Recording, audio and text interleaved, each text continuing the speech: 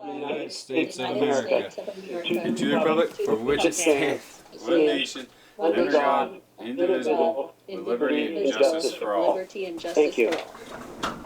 Thank you. Let's do a roll call, please. Commissioner Cook? Here. Commissioner Weiss? Here. Commissioner Gruber? Here. Commissioner Whistle? Or Councilmember Whistle's here. Yes. Sorry, I'm calling you guys commissioners. Sorry. No problem. Councilmember Scheer? Present. Councilmember Adams? Present. And Councilmember Hatfield? Present. And Mayor House? Okay, any agenda updates to notify right now? It looks like just the minutes from the 13th. Let's go and move down to the consent agenda to start with. Let's go checks and electronic funds and transfers, EFTs, as follows. April 27th, 2021, accounts payable check number 17121-17138 in the amount of $59,774.23. Payroll, April 20th, 2021, for the amount of $21,753.36. And the minutes from the previous meeting, if I can get a motion. I'll make a motion to approve the consent agenda. Second. Okay, great, thank you. Yeah, that was Nolan. Okay. Let's move ahead to administrative reports. Is the police chief in? Chief Bland? Real quick, Jeff, or Mayor, Pro Tem, we need to just do a quick vote on that one. But I had a quick question about the consent agenda. Yeah, go ahead. What Pacific Green Homes LLC? I can answer that, Nolan. This is Leah. So that is, that's a builder, and that was the excess of charges for water sewer hookup. So they had paid an estimated cost for building, and that was the amount that was not, not required, not charged, basically. So if they paid $25,000 and got back 12 or whatever. Sorry, I don't have the exact numbers, but just for. Yep. Thank you. Yeah. Anything else, Nolan? Nope, that was it.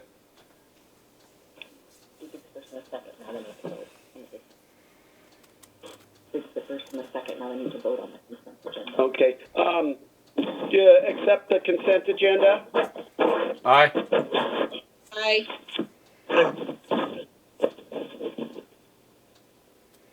That's 3. Anyone opposed? Anybody opposed? Okay, let's move on.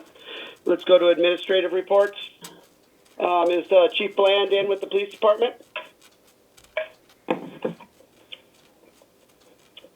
Anybody in with the fire department? For any updates? Chris is here. Hold on. Let me unmute him. Hold on, it looks like we'll have a report from the fire district. Thanks, Michelle. This is Chris Martin. Can you hear me okay? Yes. Sir. Okay. Thank you. So we would just like to report on a couple of things. Our new engine has been received by the dealer in Seattle. And so it was, as we reported last time, it had been held up by some manufacturing delays. But that's arrived in Seattle, and hopefully we'll start the upfit on it in the next week or so. We have all the other components ready to go for it. And then we just want to put a pitch in for our fuels crew. If anybody knows of any young folks in the area that would like a summer job, we are hiring for the summer fuels crew. That will start approximately June 1st and run through the summer and probably into October for those that are able to stay on. And then finally, we'd just like to thank the city and council for the work that started this week in the forest. And particularly, we are pleased having reviewed the report from Resilient Forestry, because, that report really backs up the work that is being done. In fact, we just wanted to, note that the report states that the approach the city's taking, it says, quote, may in fact be quite similar to the balanced ecological restoration approach. And then they note that a detailed and clearly communicated plan for treatment, such as a written prescription, might help resolve some of the issues. And it's interesting. You've got a lot of letters in your package, and you'll probably hear some public comment later on the logging work. And I think everybody's really on the same page, and everybody wants the same outcome. And I believe actually that the work AFM is doing is going to get us to that outcome. So thank you. I mean, it's been a tough fight, and I think the point that Resilient makes is a good one, that in the future, if we can do a better job articulating what the strategy is and communicating, that might be helpful. So thanks to all involved. We really appreciate that. And that's all we have to report. Great. Thank you, Chris. Let's move to the commissions. Is there any updates with the CAC?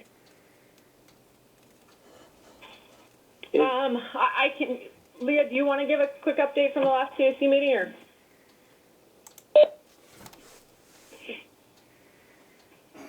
Oh, yeah, sorry, I was.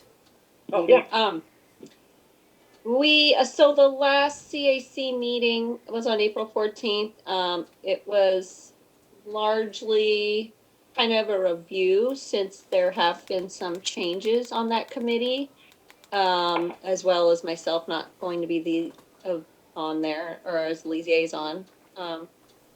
And so kind of just talking about how they want to get organized, and I think they're sort of doing that work on their end in terms of getting to know each other a little bit better, maybe a field trip in the forest, and just really how to move forward and, keep being a valuable asset in terms of providing thoughtful feedback. And, I encourage them to reach out to the many experts that are available to the city and are very willing to help guide as they move forward. And then we talked a little bit about the request for qualifications for the LSP update. I think there was a little confusion on kind of how that was handled, or how that should be handled.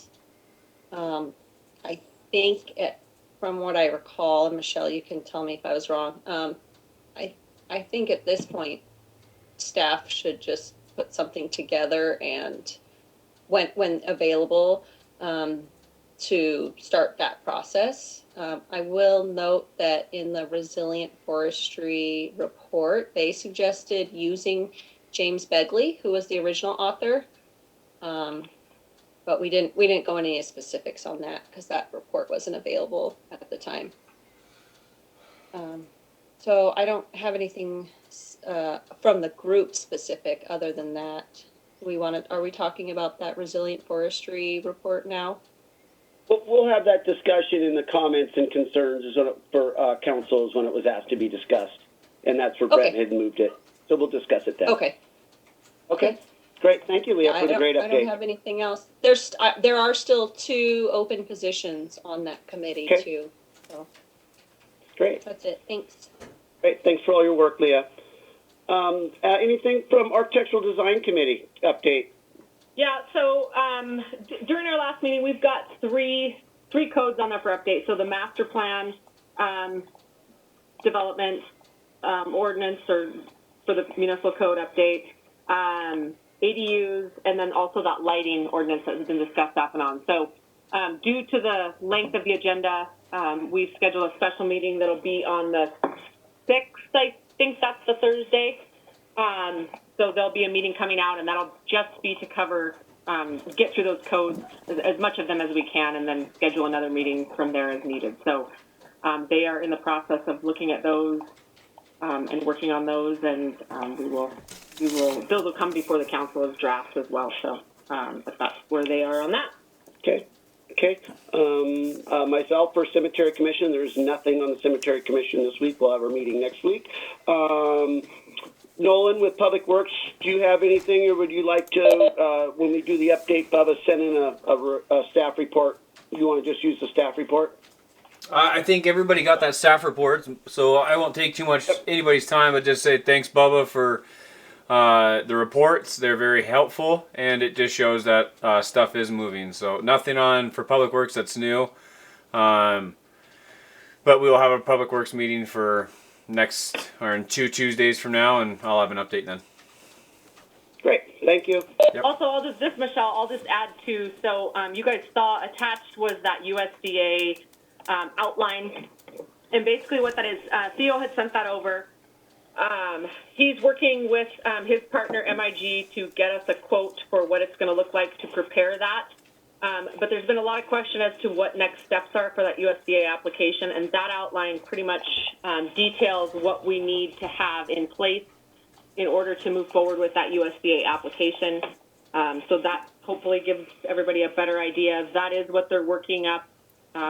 Granite, Civil, and MIG are working up an estimate. Hopefully we will have that estimate in front of us for the next council meeting of what those costs are going to be to work up everything that's listed in that outline there. So if you guys have any questions, I guess, we can get those answered as well. But that was just informational as far as the transmission line and the USDA loan application. Where'd that paperwork come from? That checklist. That actually comes from USDA. Oh, okay. Okay, Yeah. that's what I thought so, but I just want to make sure. It's straight from them. Yeah. Before I move to number 4 with Tom Missel, is there any of the library board or any other boards that would like to make any comments or updates? Yeah, hold on just a second. Looks like I have one coming up. Library? It's a library board. It's Laura, I think, that's on. Just push *3, and then I would be able to. I just don't see you on here, so if you're just called in, if you just hit *3, I can unmute you. They put in that little chat button that said no library board updates at this time. Our monthly meeting is the first Monday of the month at 2 p.m. We will be discussing the recent vacated position next meeting. Yeah, I saw that. I was going to let her say that, I guess. But Sorry. Thank you. Okay. Sorry, I found her. they're going to get unmuted. That's it. Sorry to steal your spotlight. Sorry about that. I just didn't see her. Did you have anything you'd like to say, Lauren?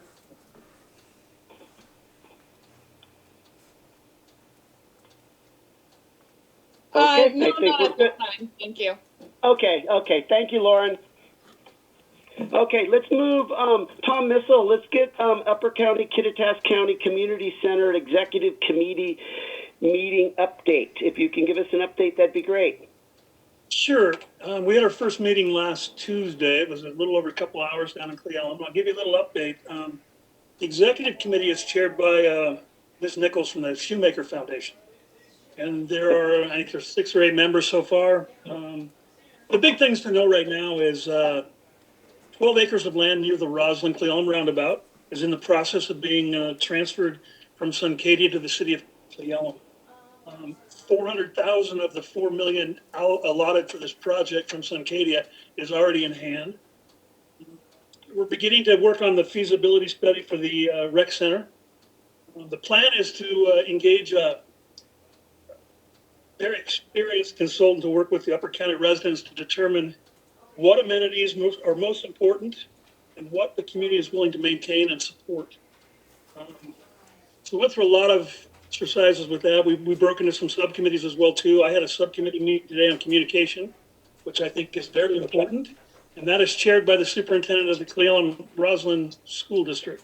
And there will be a press release going out the first week of May, basically going through everything we did in that first meeting, and some of these subcommittees that have met already. We're in the process of establishing a Facebook page and an instant messenger account to get information out to Upper County residents, since Facebook seems to be a good media to use. And that allows some interaction too, as far as from residents and to get information both directions. So look for that. And then our next meeting with the executive committee will be about the middle of the third Wednesday, I think, in the third Tuesday in May. It is exciting. This has been going on since 2002, and I kind of give hats off to a lot of people in Cleon that kind of forced this issue, and I think the timing's right. This has been 19 years in the making, basically, at this point. There's been other attempts. This one seems to be a little more well-founded, and I really appreciate the Shoemaker Foundation's involvement, Shoemaker in general, the company, in kind of sharing this and moving it forward. There'll be a lot of things happening in the near future. This isn't an overnight process, but we're excited for where we're going and look forward to all the community support and communication as to what they really want there and what works for Upper County. So I will give reports probably once a month on this, and that's all I got right now. Oh, great report, Tom. Thank you very much, and thanks for your time for the city of Roslyn, dedicating it to another community to help us all out. Thank you. Good update. On there, you'll see the resilient forestry. That gets moved to the end of comments and concerns. So we're going to go ahead and move on to announcement, presentations, and appointments. We're going to move to number 8, citizen comments. And the first on my citizen comments, Doug Kilgore. Hello, Doug. Okay. Can you hear me? Yes, Doug, we can. Thank you for the opportunity to speak tonight. My name is Doug Kilgore. I live at 145 North 5th Street. Today I just wish to concur with the comments sent in writing by Angela McPhee on 427 with respect to the Roslyn Urban Forest, and to concur with comments also made by Scott and Kristen Carnes, Catherine Fitch, Peg Bryant, Cordy Cook, and to concur in advance with the comments that you will hear from Ellie Ballou tonight. I'm pleased that the Resilient Forestry Report is getting a reading by members of council, and I'm pleased that the city appears to be moving forward with an effort to apply for funds and to obtain funds from the Department of Natural Resources that would allow the city to approach forestry in a manner more consistent with its obligations under the Land Stewardship Plan and its Declaration of Covenant. However, I must ask that as you await the receipt of those funds, that you not proceed on the basis that you are currently proceeding without regard to the Resilient Forestry Report until such time as money comes through. I think we can wait and can benefit from waiting, and that the money will come through and that we will get the job done in a much better way than otherwise would be performed. Thank you very much. Thank you for your comments, Doug. Next, let's hear from Janine Brodine.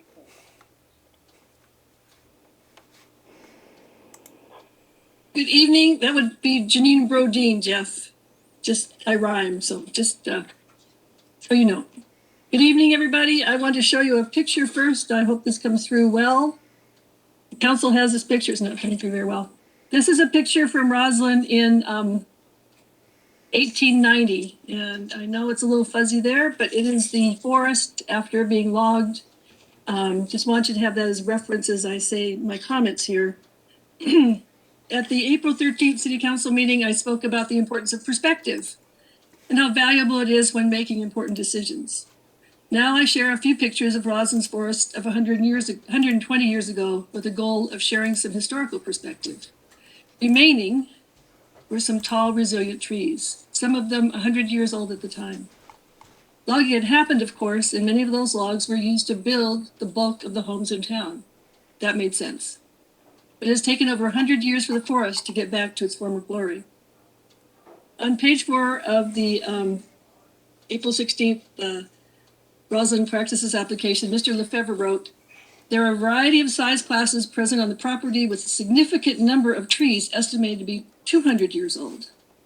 This 1890 picture of Roslyn shows us a number of mature trees in the background. These are the trees that remained after major logging. So my assumption is that these are some of the trees that are now 200 years old in our forest. And I say our forest because all of us in Roslyn lay claim to it. We know that logging will happen to manage the beetle infestations. It needs to. I ask that council incorporate Resilient Forestry's recommendation, the balanced ecological restoration approach. It will provide the best result for our forest so our children and grandchildren can enjoy a rich forest experience. Mr. Lefebvre also notes that the conditions of the forest have departed from those described in the land stewardship plan sufficiently to warrant a revision of the document. I ask that council include concerned and informed citizens in this effort. And I understand now from what Ms. Hatfield said that that is happening, and I appreciate that.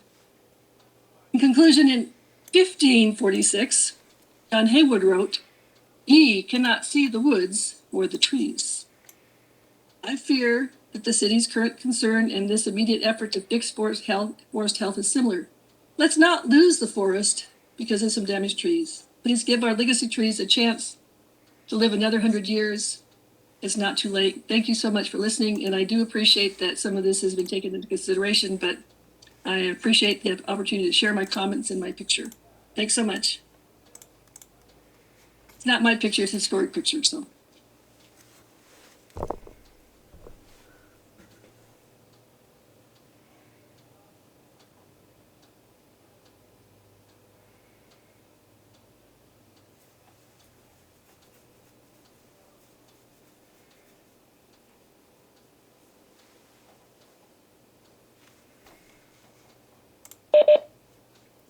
I don't see Jeff on the list here.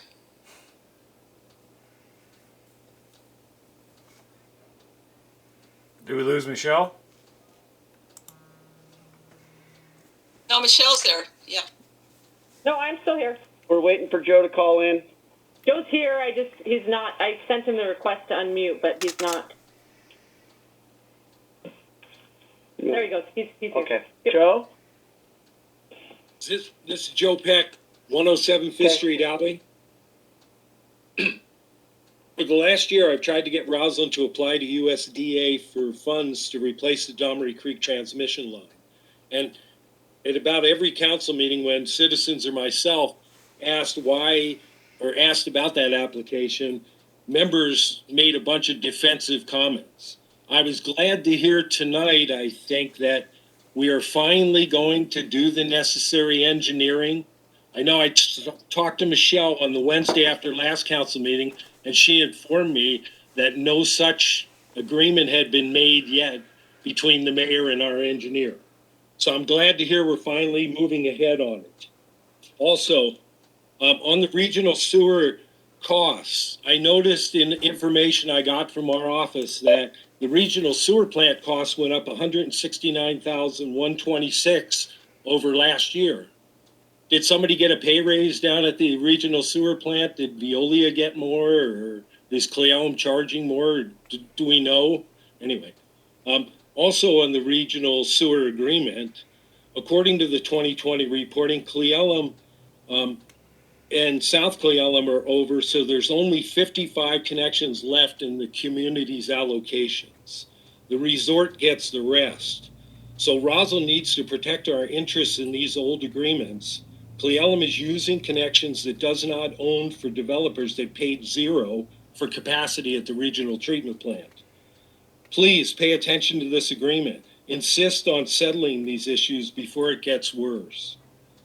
I have some comments on the storm grant. I spoke to Seth Benji from DOE, who is the project manager for the grant that we got, and he told me that the grant is not required.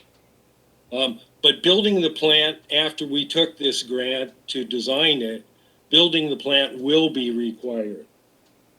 I don't know where the plant's going to be located, but if it's just going to take the flows north of Penn, then it won't treat the stormwater from the downtown or stuff coming through the ballpark or up on Alaska. So our are we gonna need 2 stormwater plants then? So anyway, thank you for allowing me to comment on these matters.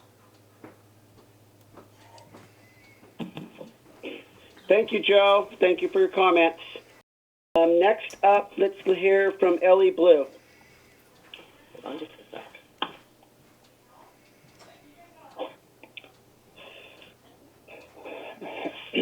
Okay. Am I here? This is Ellie Blue. Hi, Ellie. We can hear you. Thank you. Can you hear me? Yep. Okay. Thank you for this opportunity to speak. I'd first of all like to support the thoughtful comments that came in from Tom Bowers, Janine Brodeen, Peg and Cordy Cook, and Bryant, Katie Fitch, Scott and Chris Barnes, Bill Peck, both his comments and his letter, and especially Angela McPhee. I'm going to limit my comments to the forestry tonight. I want to commend the city for taking on Conservation Northwest's offer and for co-funding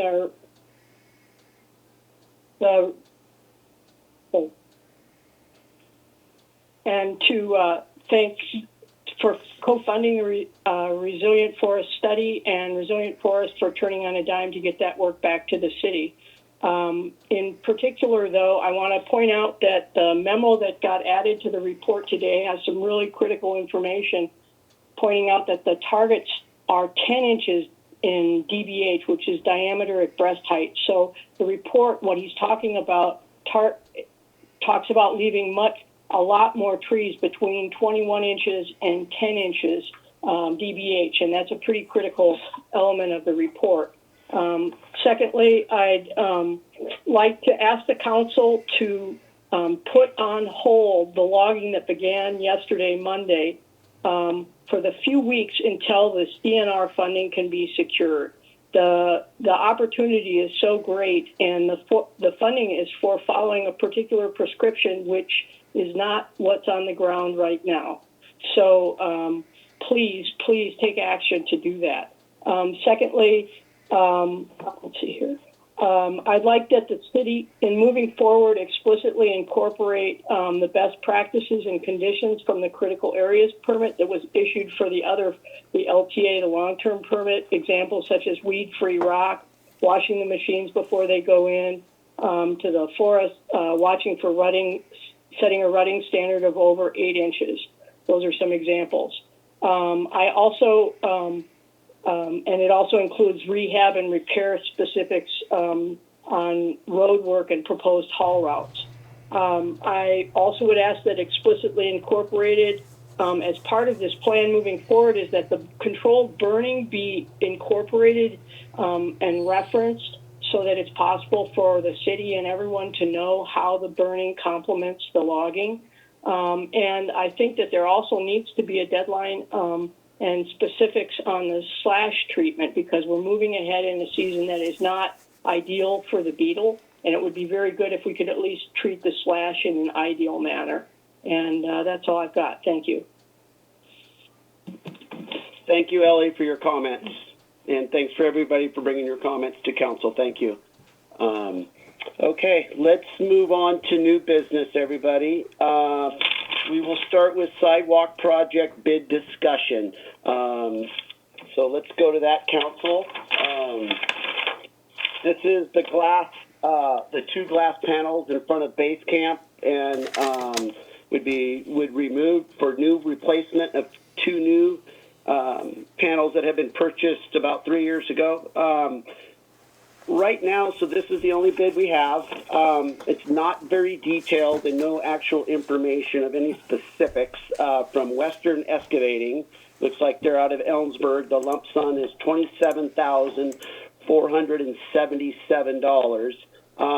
We have not awarded this part of the project or this project yet. We definitely probably need to do some referencing and find out what their background is rather than just accepting the bid. But funding is also an issue for this project, and I think as council, whether maybe somebody from COG or maybe somebody from admin has some recommendations or suggestions on how we want to look at this type of project, not necessarily this contractor, but the scope of work of roughly $30,000 on how we go about moving that ahead. and I'd like to open it up for discussion. Just, I was there last night enjoying their half-off cheeseburger Mondays, and I noticed they had to put a piece of plywood over the left side of the glass columns because it's caving in. So we waited a little too long.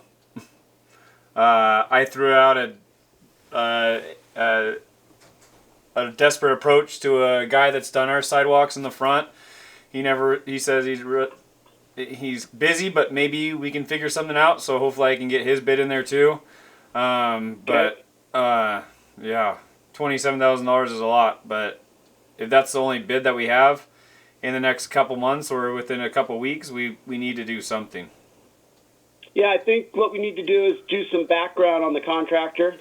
Being an excavation labeled company, I'd like to sort of know more details as a council member before, obviously it takes all of us to award a project. But I think we need to do a little bit of research on that. I don't know what's been done since we've received the proposal. But funding is also an issue. We all know we have an extremely tight budget with the city of Roslyn. I'm not sure, maybe Tom Missel, maybe Jeff Shear through COG or through the county might have some suggestions or maybe some leads on maybe we might point and shoot looking for funding like that. Well, this is Tom, and I will say that COG has awarded money for this year already. We did that last Wednesday. Okay. So the next funding cycle won't be until the first part of next year, which will start in October, I believe, unless they Okay. the date again.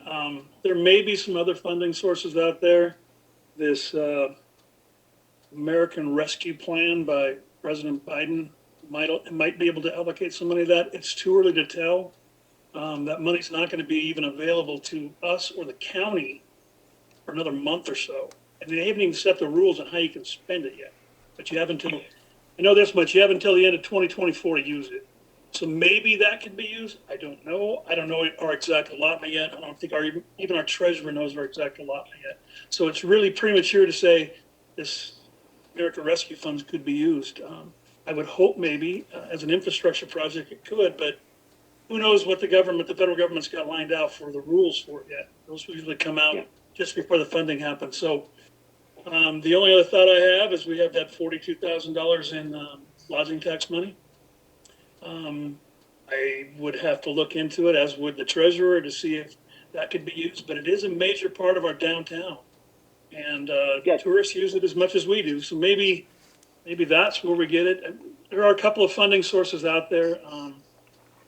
I need to look at a couple more, but that's kind of what I got from COG and lodging tax and other ideas. So I'm still looking, but some ideas. Well, that's great, Tom.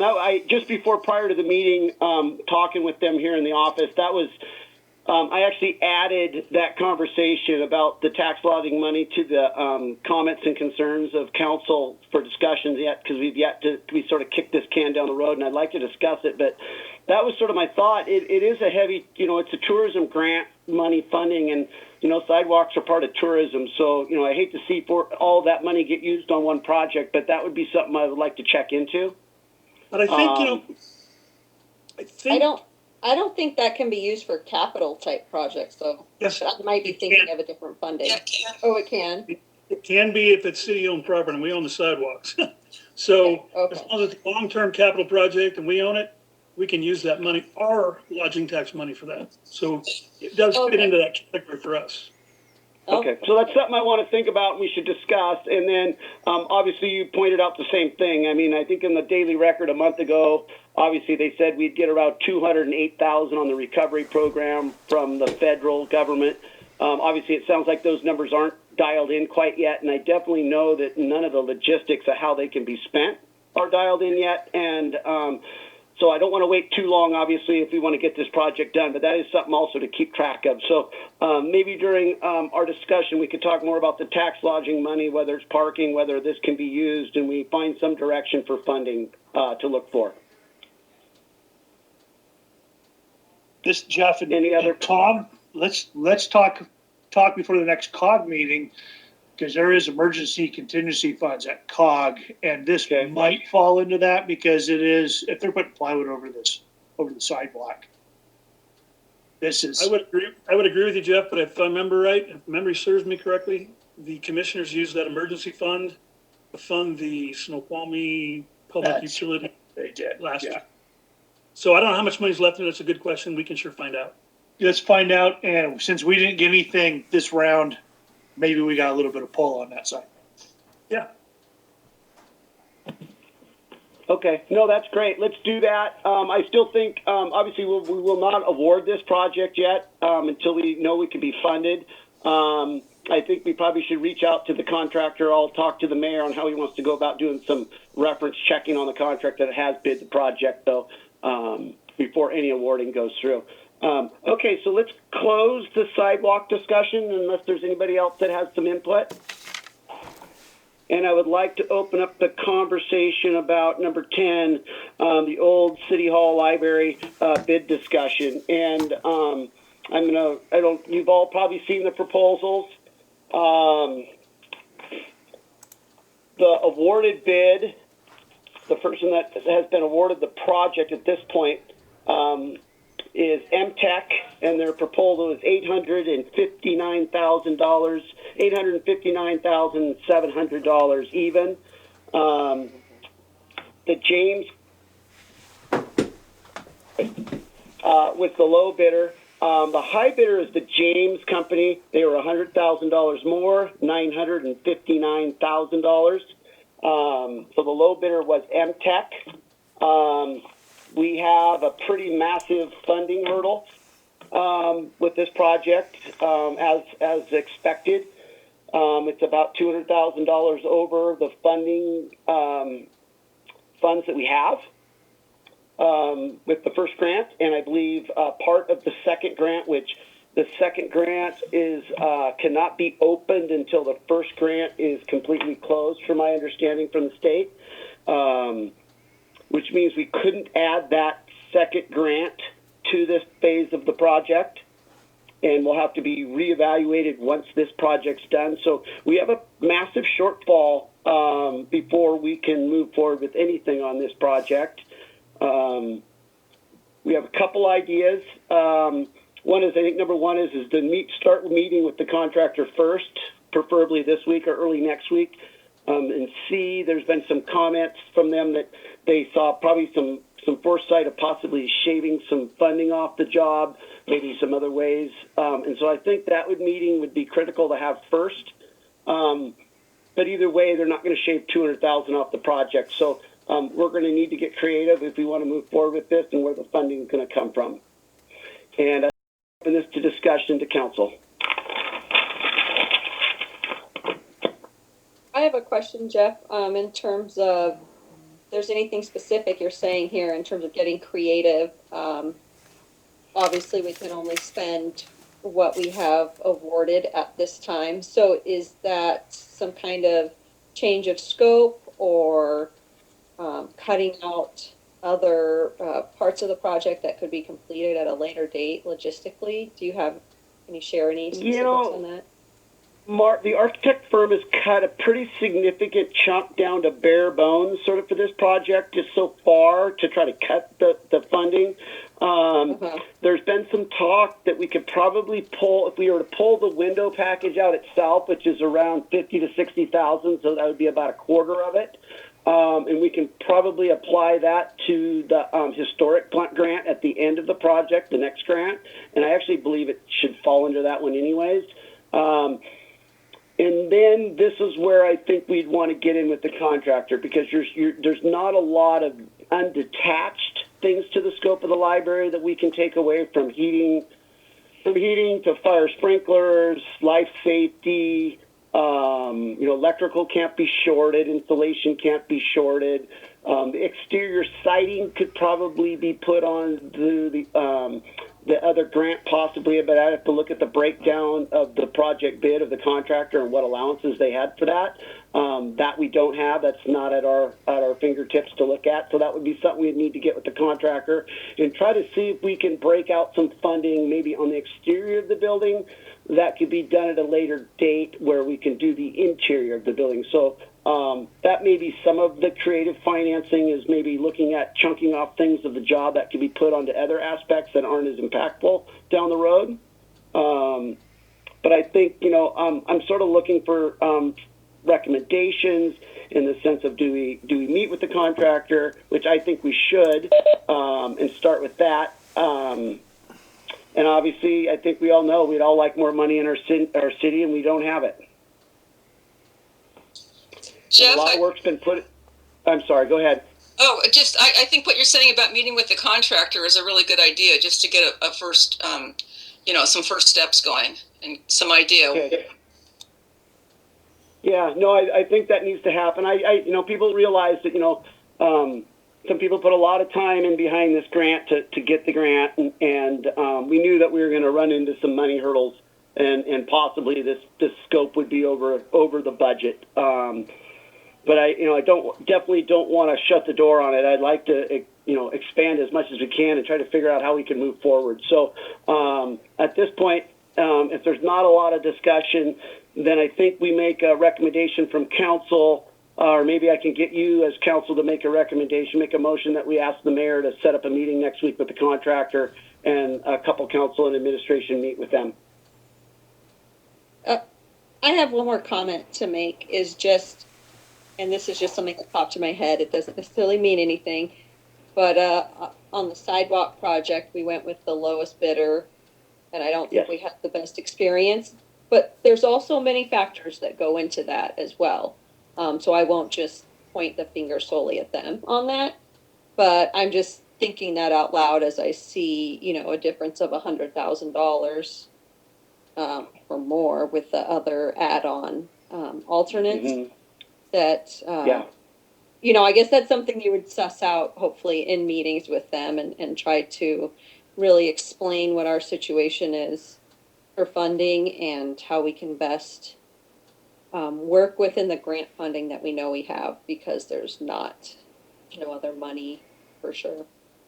Yeah, we just don't have the funding, and especially with looking at the we're looking at a USAID loan. There's going to be some other things that will pop up, I'm sure. So yes, funding is critical.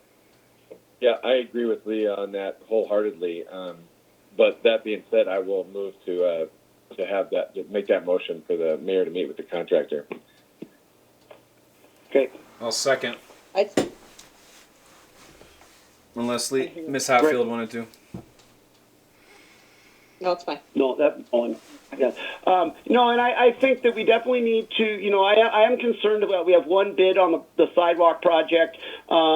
And don't take this wrong, but anytime when I see just excavating, I'm always concerned when I hear, sidewalks, that's what they do, but this is sort of specific. I want to make sure it would fit within the parameters of something they can do before we award this project to anybody besides finding the funding. So good point, Leah. I think we're all on the same page of it's got to be the right contractor for sure to achieve what we need to achieve out of it when we're done. I know PSC used to do those grants for window replacement. Is that something that we could be eligible for?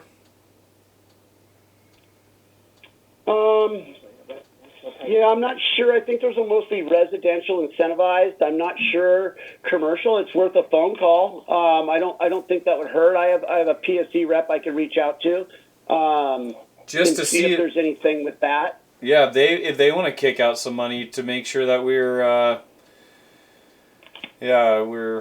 going green and saving energy. Yeah, I'll reach out to him tomorrow. I'll put a call into him, and maybe he could direct me towards the right person with the local PSC that we can discuss these types of things. Just a thought. Yep. Any other discussion on the library?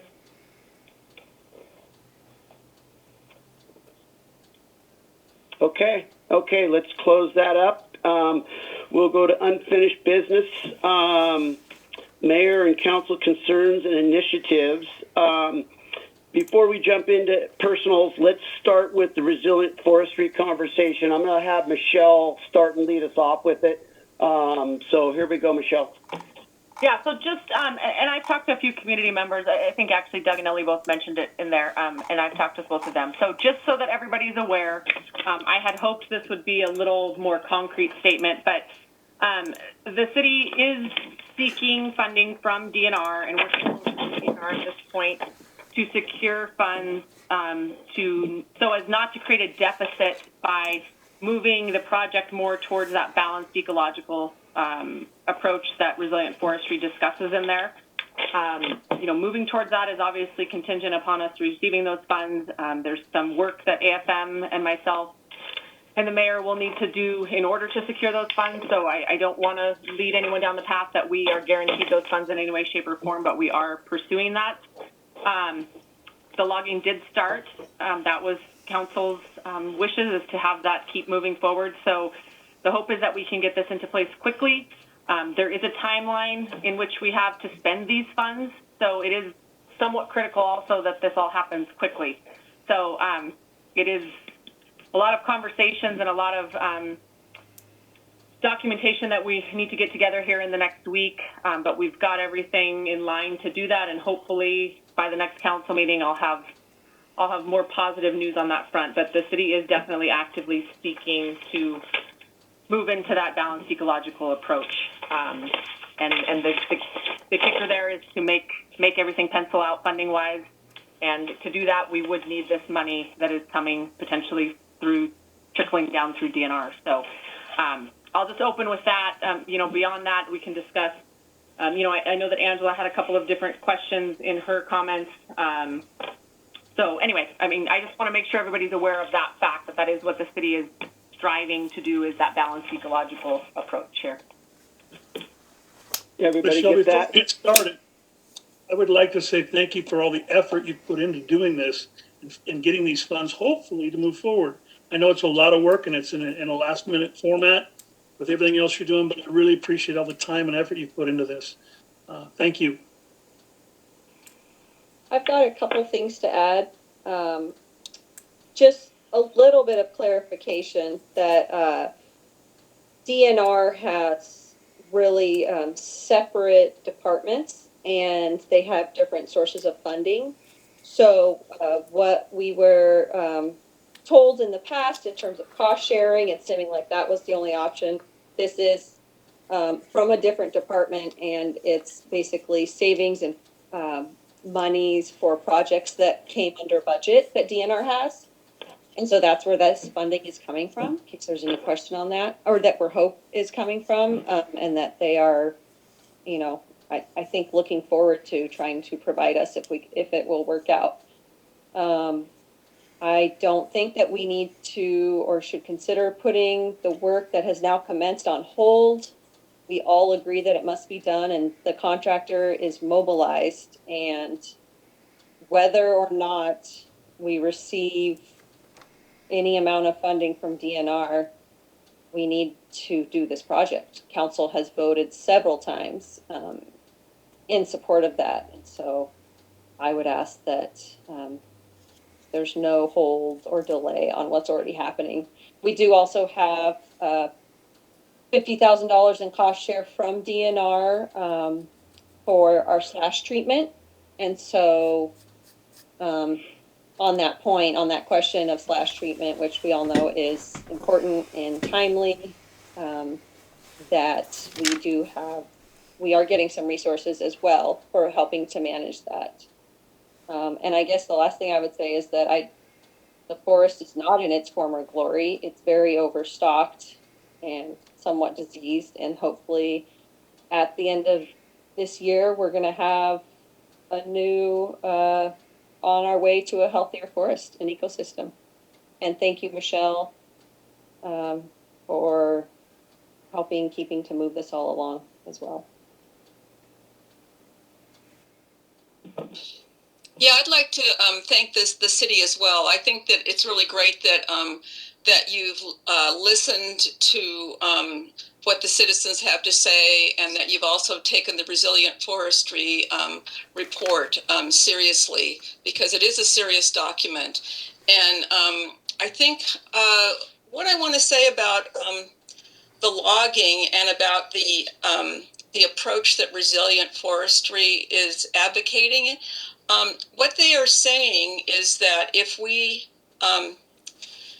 the logging is done in such a way that we leave open spaces and clumps of trees, that will actually do two things. It will reduce the possibility that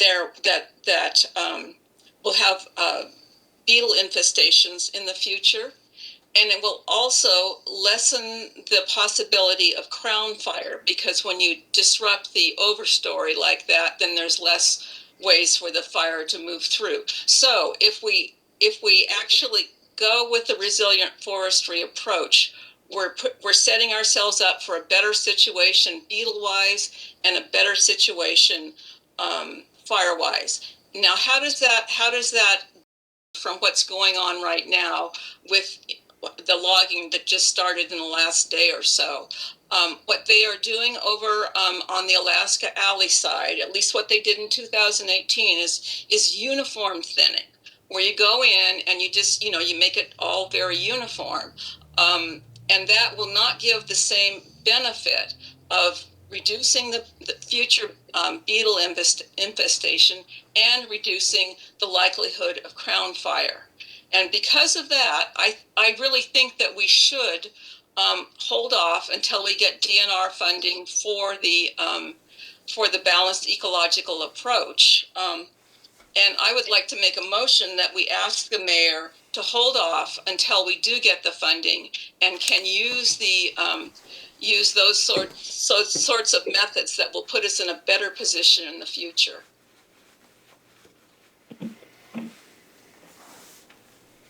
Are you making an active motion then for that, Catherine? I am. Yes, I am. Okay. Anybody for a second?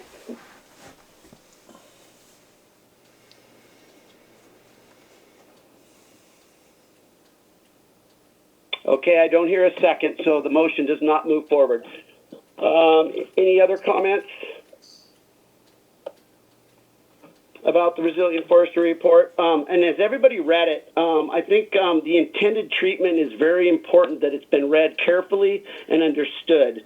And the comments from Resilient Forestry actually somewhat support the intended treatment. They do not disregard that. And if you actually go to the very closing statements, which I thought was actually very critical as we've had all these meetings, is we believe the treatment proposed for the Roslyn urban forest by American Forest Management has the potential to provide for the most, if not all, of the main goals and priorities listed in the land stewardship plan, and may in fact be quite similar to the balanced ecological restoration approach.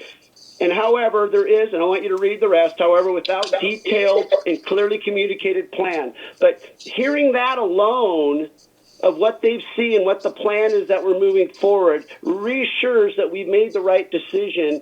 And now the fact that we have even funding from DNR that possibly could even improve the type of tactics that we're moving forward with are just a bonus on top of this. Yep. Yes. I just want to make sure it was a really good report for the time frame that they put it out in. So at that, I think the next conversation, before I get into personals of people's comments and concerns, the tax lodging conversation that we have not yet, have not actually had. We've had a lot of suggestions. But I know Tom, Rhonda, and Catherine, at some point we need to do something with this funding. So I'd like to open up some discussion on that. Anybody would like to discuss to direct where that funding might go, or make a list of the top three? Well, I think one. This is Leah. Sorry, Leah. Sure. I paid parking downtown, paid visitor parking in Roslyn. I know I've mentioned this half a dozen times probably. And even though I'm not going to be on council, I would still like to help with this if I can. I think at least getting some estimates from a couple companies on what it would cost for startup and then forwarding that to the city, and you all can decide what makes sense. I would be happy to volunteer that if council wants to allow me to do that.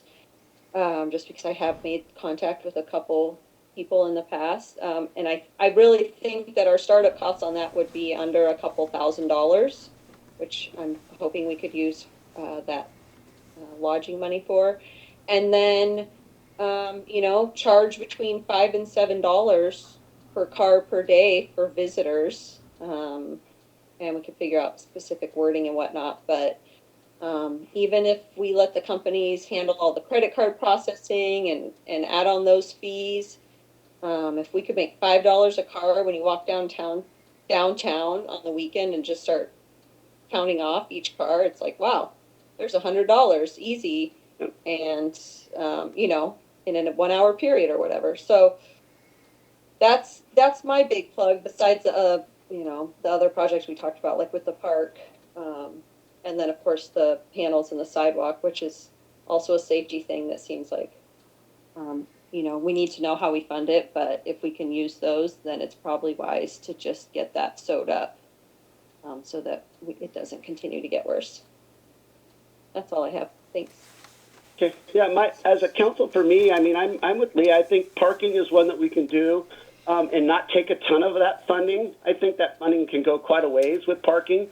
And Leah, I mean, I'll let other councils support, but I would love to have you take that on as a project for us to help out. That would be huge. And I'll let the rest of council chime in.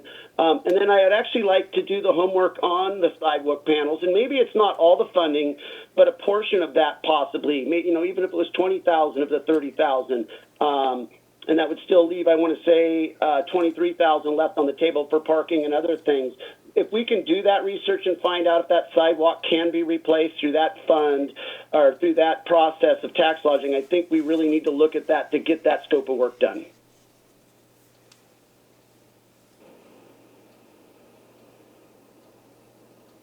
Anybody else? Comments? Suggestions? Yeah, I'm all for parking. I think the paid parking would be kind of hard because the city doesn't really own any property that I can think of off the top of my head that we could use as a paid parking lot, unless we're thinking of like the downtown core, but then you're differing between locals and visitors, which would be kind of tough. But parking though in general I think is a good thing to hit on, especially at the park. We had that empty lot that we have talked about. I think that's just a great opportunity for parking and actually make that into a winter storage, snow storage / parking for the other 3 months ish. And then and the sidewalks. I think we have to, and I like your approach, Jeff, on even just maybe some of the money targeted for the sidewalk and the rest of it targeted for something else. But I really think parking, those bathrooms, the park in itself, we need to put a little bit of love to the park with the tennis courts, the bathrooms, the parking, the play structure, even the parking next to the play structure. Our park needs some help. But then, yeah, that would probably be my 2 cents, is because our tourists, our visitors, we want our place to look sparkly clean and somewhere that people want to come visit and use it for their events. And our park is a pretty awesome gathering spot.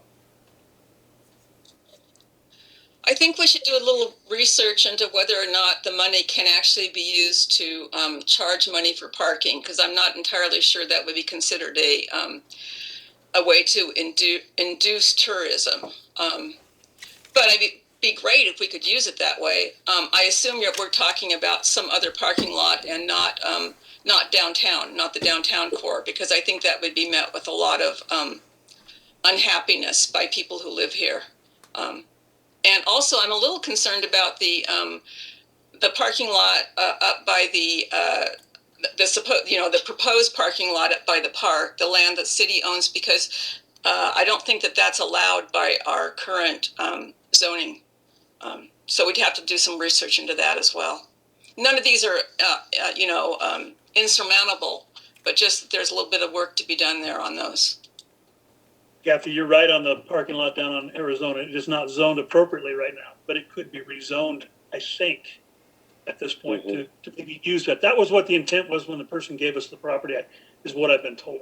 Yeah. So yes, it wouldn't take a lot to clean it up either. So it was donated for parking for the Run to Roslyn. And so it's intended to be donated for parking originally, but it's never been adopted as a legal parking lot. So we could achieve that ourselves through city council and change that zoning and get that adopted to Runge Field. That's what we can do the process on that. I think it'd be great if we can get to three items, and maybe the park is generally as one, and parking is part of the park. Maybe the bathrooms are part of the park. Anything else known like the tennis courts, and then we have the sidewalk as a project if it can be covered. So maybe Tom and Rhonda and Catherine could do some research to find out about if we can actually cover that sidewalk, because I think that with a huge funding hurdle for the city of Roslyn, and if we can capture some of that and still save some of that, a good chunk of that funding for the park and other issues, if council had a consensus that was the way we wanted to go, we could probably hit 2 or 3 different items in the park with other funding out of that. So let's try to get to a list that we want to focus on and get some answers from the tax lodging group in the next week. And then I think we need to start directing and make a choice and move forward. Mm-hmm. I wanted to clarify something on the paid parking. And this is just how I envisioned it. Doesn't mean it's the right way, but that it would be, it would be like a web-based, an app basically, and it would just be signs, and we'd have one at City Hall, park, downtown a few, and it would just be a visitor parking pass, but it would be for any public parking area in Roslyn, any street. So it's not that you only could park downtown or only in a lot. We would just be trying to encourage anyone who's honest enough to pay, I'm going to say $7 a day or $5 a day, whatever it is, to buy a pass because they're here as visitors. And, I think there's enough, I hope to think there's enough people that would be willing to do that because they say, oh, we're a visitor, I'll buy my pass. And I do everything on my phone anyway, so I'm going to go on this app, and 2 minutes later, they're done. We know on our end there's not necessarily any enforcement. Although one other thought I have on that is if there were a space to create sort of like an employee parking lot, because we also, obviously there's a lot of people employed in businesses downtown that park downtown, that take away, a spot all day, that if there was an employee lot, that one area would be highly enforced, and then you could generate revenue from any infractions on that, since we don't generate a lot, but I mean, the idea would be that you only enforce a really small area, kind of once we theoretically got some revenue generated from parking anyways. Leah, I think you're right on point. I actually think that it is achievable for volunteer parking. I was blowing off the tennis courts on Friday for the cleanup. By the way, Woody and Cindy, thank you very much for putting up the cleanup at Runge Field on Saturday. The park and eating area and all that just looks fantastic. They had a nice crew on Saturday. So if you see them, thank them. Your community put up a cleanup. That's a big deal. While I was there on Friday, there were 2 mountain bike couples in their nice, what do you call those, Mercedes vans, Sprinter vans, and their bikes, and having lunch, sitting in the lawn. And I walked over and introduced myself and just sort of asked them what they would think if we did something like that for the city of Roslyn. And honestly, the response was a smile and said, absolutely, this is a great place. We love to sit after our bike rides and come and have lunch. We would do that in a heartbeat. And I think that's just the tip of the iceberg. They don't live here. They were here from Seattle for the day. They ride here every couple of weeks, they say, and they like to park there. And I think what happens is you'll create some habitual people that like the area, like the privacy, like the park, know that it's fairly safe, and those people will donate $5. I think it'll be that simple. I think it'll take a little bit, but I think your vision of that, Leah, is right on. I think people are better than we think.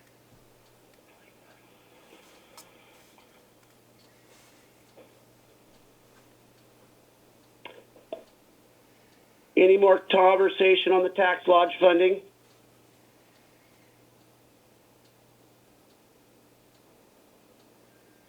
No one? No, not this time. Okay. Do we agree? Do we want to consider a list of the park as one item with several items on it? And then we also look at the sidewalk as funding for this tax lodge so we can move forward with something. Yeah. Rest of council? Yep. Yep. But I still would like to put on the agenda or the list. I don't know how much of a process it takes, but to get that parking lot next to Rungy Field designated as a parking lot. Okay, we could do that homework as council. I think that's important to do as a first step to begin with. So we can, maybe us as Public Works will just take that as ourselves, Nolan. Okay. And Derek. That's fine. And we could figure out what we need to do to move that forward. But I would like to create some form of list with the park. I think if Leah wanted to create, well, actually, this is Leah's last week, isn't it? So we'll have to, we'll be missing Leah next week, but she's going to help with the parking. Is that right, Leah? Yeah, I mean, I'm happy to, if it's council's will, I would be happy to make a couple more phone calls and just collect estimates for, a project from a couple different companies on what they could provide with this kind of scenario, if that's, what the rest of council agrees would be worthwhile. And then I would just submit it to you all, or, and yeah, I'd be happy to do that. Council, what was your direction on that? I would like to see something. I like Leah's vision. I think we tweak it kind of as we go, but just listening to it, yeah, we have kind of sporadic visitor pay spots, and they're not all downtown, but maybe one or two downtown on each side, and a couple at the park, and a couple here and there.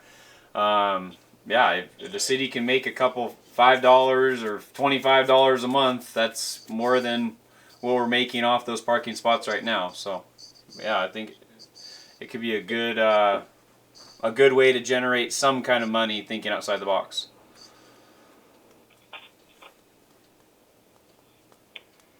Okay, can I get Tom Missile or Catherine to do some research for the tax lodging on the sidewalk to find out if that funding can be used for that, please?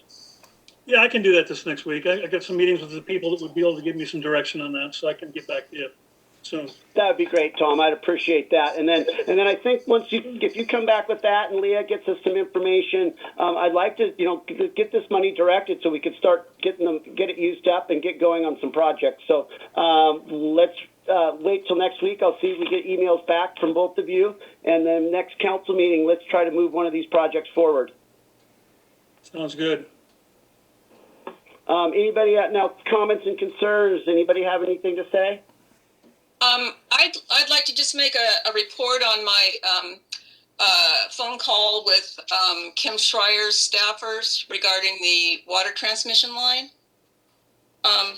So the new federal infrastructure bill, the American Jobs Act, is intended to fund both rural water projects and the removal of lead from water pipelines. This seemed like a match for us, so I contacted Kim Schreier's Wenatchee office and got a call back from Kelly Scott. She set up a meeting with me, our planner Michelle, and another Schreier staffer in Washington, D.C. Unfortunately, I had problems getting into the meeting, and so I was 6 minutes late. So I won't be able to give you the entire gist of the conversation, just what I heard. At any rate, here's what I heard. Michelle stated that our water transmission line isn't as bad as we thought. I discussed the age of the line, the lead joints, and the need for replacement. Schreier staffers laid out what the city needs to do to advance our request. After the meeting, I talked some more with Kelly Scott. She meets regularly with Raquel Crowley from Patty Murray's office. She's the one who you remember the whole thing about the infrastructure list. Anyhow, so she meets with Raquel Crowley, and she said that she would try to set up a meeting with Raquel, the city, and herself to discuss this further. I think it's a long shot. I don't know that we'll get money in this round of earmarks, but I'm really encouraged that we are making personal connections with people who can help us. At the very least, we are getting ourselves in a good position for the next funding cycle. And also a little bit of good news. Schreier's office is looking favorably on the fire department funding request. So just cross our fingers on that one.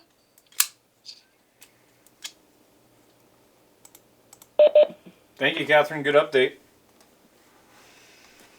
Anybody else? Comments and concerns? I got one. After you, Tom. I got one. I got one quick one. From the County Recovery Committee group, we had a meeting with Dr. Larson last week. I'll be the bearer of bad news. As of week ending April 18th, our 14 average for the county was 326 positive cases of COVID per 100,000. It's been trending up since the end of February and continues to trend up. The Upper County is probably the biggest addition to it, both Cleellum, Roslyn, and Easton. So I want to make a reminder right now, there is a vaccine clinic this weekend on May 1st at the Cleellum, or as I call it, the Roslyn Cleellum High School parking lot.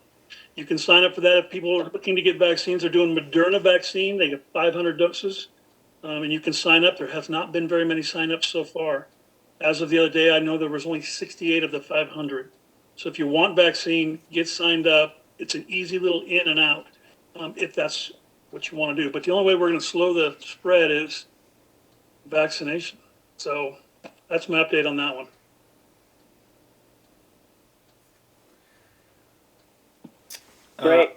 Great info, Tom. I got a couple. Anybody else? Yeah, I would like to set by next city council meeting. I'd like to have on the agenda a budget retreat day. We do this every year, come June or July. I'd like to set a day in one of those months for a budget retreat on either a long meeting on a Tuesday or a Saturday that we've done in the past. The last couple years they've been a little different than the years prior, but I still think they're important. So I'd like to still get a budget retreat day. Again, we discuss what we've completed and what our priorities are for completions in the next coming years, or even the rest of the year to the next coming years. So I would like to schedule something like that.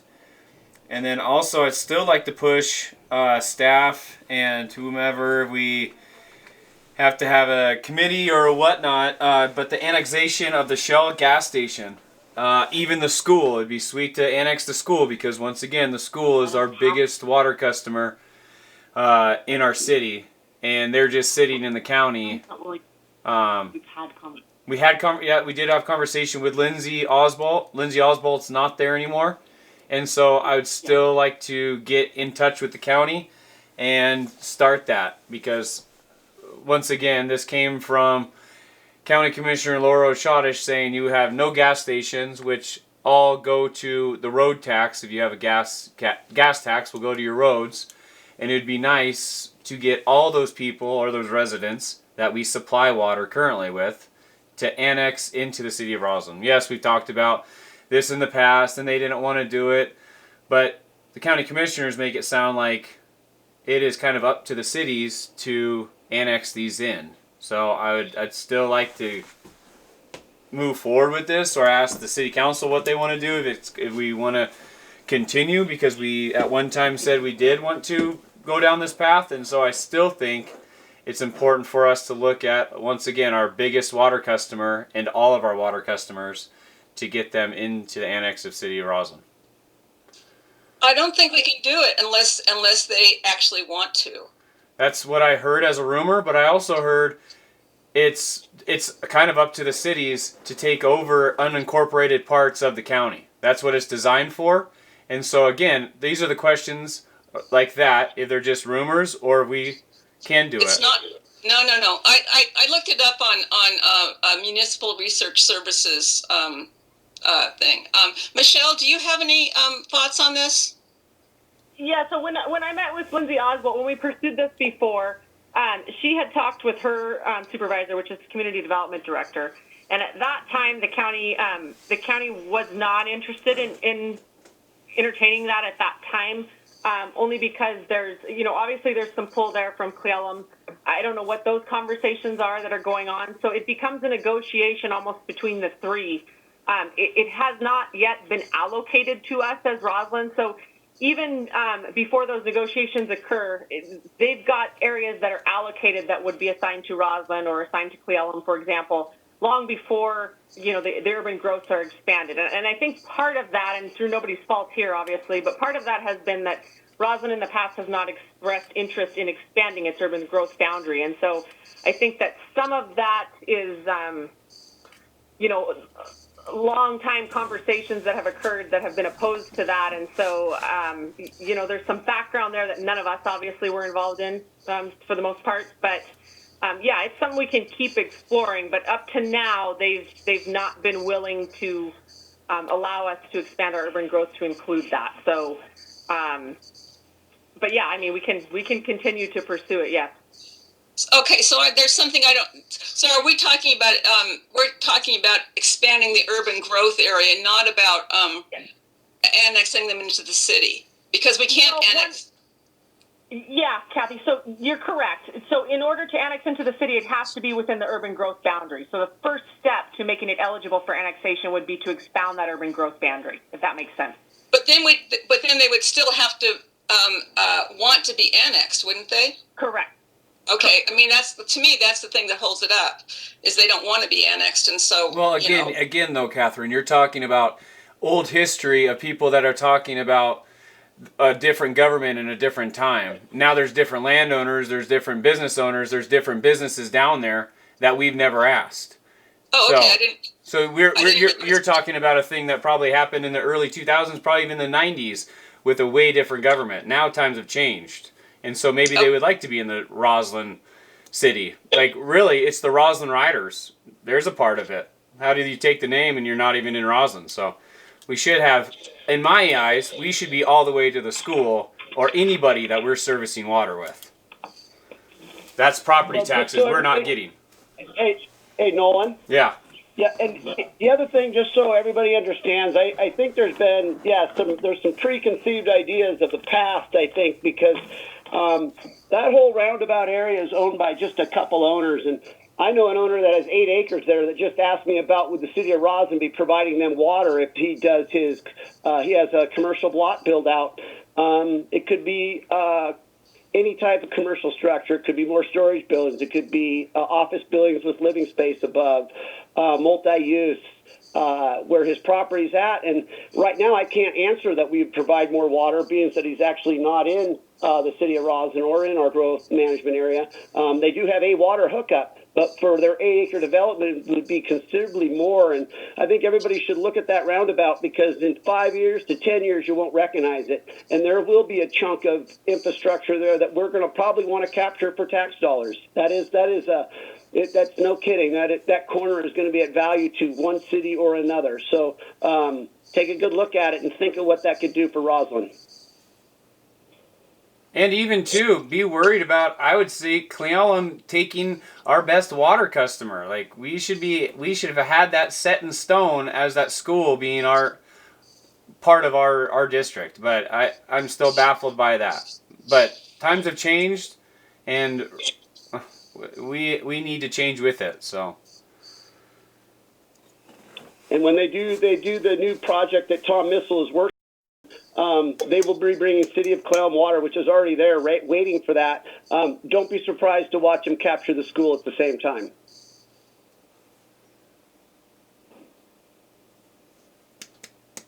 Because that's been a rumor just as well. Any other comments and concerns tonight? I make a motion to adjourn tonight's meeting. Second. Thank you, everybody, for putting up with me tonight. Great meeting tonight. Let's come back next week and let's move one of these projects forward on the tax lodge money and figure out a direction. Thank you, guys. Everybody have a great night. Women, have a great night. Thank you.